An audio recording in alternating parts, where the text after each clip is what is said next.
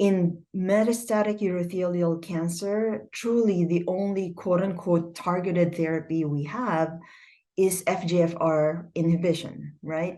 So now that's not to say that there is no role for getting genomic sequencing and testing for all patients, because another kind of big topic in urothelial cancer is, well, which sequence, do we give these drugs for? So for instance, if you really know that there is FGFR alteration, how do you sequence, after, let's say, failure, from, let's say, upfront chemotherapy, avelumab maintenance, do you give ADC first, or do you give the FGFR inhibitor first?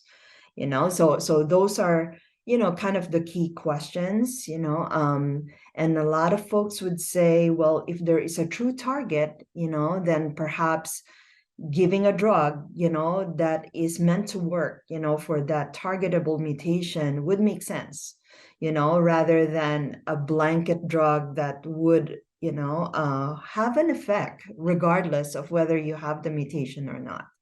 But those are things, or those clinical questions are still being further elucidated, in several trials. So, but you're right. I mean, I think we're still searching for those right targets. So for instance, HER2, has been present for a long time.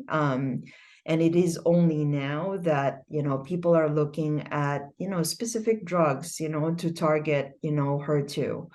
But, we would have to see how these, clinical trials pan out.